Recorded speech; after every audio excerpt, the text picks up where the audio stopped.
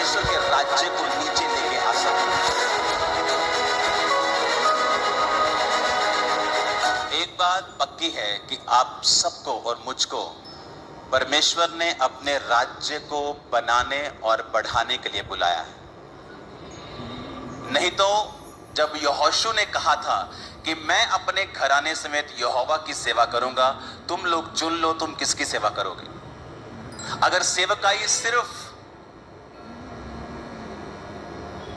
न्यायियों के लिए, याजकों के लिए होती तो वो आम पब्लिक को कभी ना कहता कि तुम चुन लो तुम किसकी सेवा करोगे। इसका मतलब क्या है कि हम सब लोग परमेश्वर की सेवकाई के लिए बुलाए गए हैं। इसका सबूत है द लॉर्ड्स प्रेयर में, जब परमेश्वर ने कहा था, हे हमारे बाप तू जो आसमान में तेरा नाम पाक माना जाए। फिर दूसरा वो कहता तेरा राज्य आए। इसका मतलब परमेश्वर की ये इच्छा है कि मैं ये प्रार्थना करूं कि पिता तेरा राज्य आए नीचे धरती के ऊपर। इसका मतलब मुझे सिर्फ प्रार्थना ही नहीं करनी है, अपनी जिंदगी को वैसा बनाना भी है कि मैं परमेश्वर के राज्य को नीचे लेके आ सकूं। आमीन। अब परमेश्वर के राज्य को कैसे हम ला सकते हैं? हम एक पोजीशन पे नहीं हैं। मैं अलग पोजीशन में हूं, आप अलग पोजीशन पे हैं, एक बिजनेसमैन अलग पोजीशन पे है, एक डॉक्टर अलग पोजीशन पे है, लेकिन परमेश्वर ने हमें एक ही प्रार्थना दी है और वो है तेरा राज्य आए। यानी हम सब मिलके उस एक राज्य के लिए प्रार्थना कर सकते हैं और काम कर सकते हैं। जो परमेश्वर के राज्य के लिए काम करने वाले लोग हैं, खास तौर पे जिन पे बुलाहट है, पास्टर की, टीचर की, अपोस्टल्स की, कोई नाम ले लो। कैसे नेहम्याह ने परमेश्वर के राज्य को बनाया?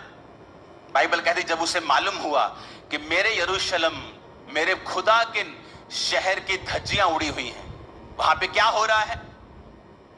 शहर पना जली हुई, फाटक टूटे हुए हैं, सब कुछ जला हुआ है, दीवार गिरी हुई है, फाटक जले हुए हैं। बाइबल कहती वो उदास हो गया और वचन कहता है उसने राजा के सामने जाके प्रार्थना की। पहले परमेश्वर के सामने जाके प्रार्थना की, फिर राजा के सामने जाके रिक्वेस्ट की मुझे वहां जाना है। वहां गया। आपको क्या लगता है कि फाइनेंस की कमी थी वहां पे? एक शहर की ग्लोरी मिस थी। एक शहर की ग्लोरी कैसे होती है? बॉर्डर से। बॉर्डर क्या था? शहर बना, दीवार क्या थी? वो टूटी हुई, फाटकों से, जले हुए फाटक थे। परमेश्वर के शहर की ग्लोरी जीरो थी। किसी को कोई दुख, आपको लगता है फाइनेंस की वजह से था? अगर आप अपनी बाइबल को पढ़ें तो नेहम्याह के समय में बड़े रिच यहूदी लोग थे, वेरी रिच, जो अपने फाइनेंस को, अपने पैसों को ब्याज पर देते थे और बड़े बड़े बिजनेस करते थे, लेकिन कोई भी रिस्क लेने के लिए तैयार नहीं था, because everybody was busy in their own business. कि हमारे बिजनेस को कुछ हो ना जाए, सरकार के खिलाफ कुछ कहेंगे, मेरे बिजनेस को कुछ हो ना जाए। और परमेश्वर का राज्य सफर कर रहा था। तो नेहम्याह ने अपनी कुर्सी की परवाह नहीं की, ऊंची पोजीशन पे था, राजा का प्याऊ था।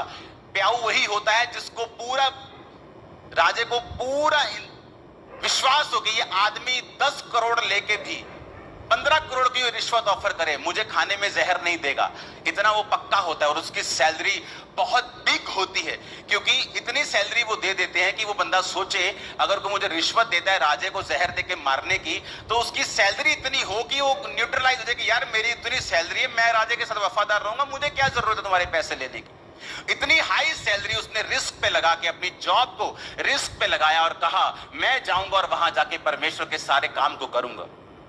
और वहां अमीर लोग थे, और जब उन्होंने गरीब लोगों ने दुहाई दी कि अमीर लोग हम ही से ब्याज लेते हैं, तो वचन कहता है, जब आप नेहम्याह की पुस्तक को पढ़ते हैं, उसका 5 बाब उसकी 1 से लेकर 13 आयत तक, तो वचन क्या कहता है कि नेहम्याह ने उन लोगों की, जो रईस लोग थे, उनकी क्लास लगाई, उनको घुड़का।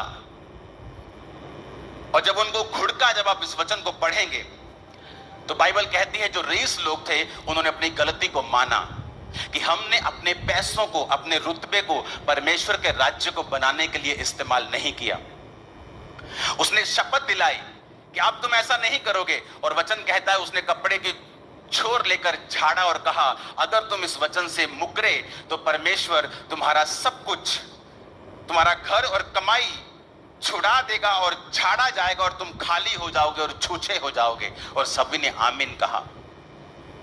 रईस लोग तैयार थे अब सफर करने के लिए कि ठीक है, सरकार के खिलाफ होना पड़ता है, हम होने के लिए तैयार हैं, पैसा हम अपने भाइयों को ब्याज पे नहीं देंगे, हम सुधर जाएंगे। और वचन कहता है जब उन्होंने ऐसा किया, दूसरे लोगों ने मिलकर, नेहेम्याह ने मिलकर शहर बना और पूरी दीवार को और पूरे फाटकों को बनाया और परमेश्वर के घर की महिमा को फिर से रिस्टोर किया।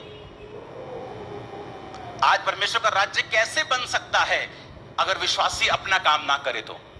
अगर एक अमीर अपना काम ना करे, अगर रईस अपना काम ना करे, अगर एक पास्टर अपना काम ना करे, एक प्रेरित अपना काम ना करे, अगर हम सब अपना अपना काम करेंगे तो परमेश्वर का राज्य निकट है। आप उसको स्थापित होता हुआ देखेंगे यीशु मसीह के नाम में।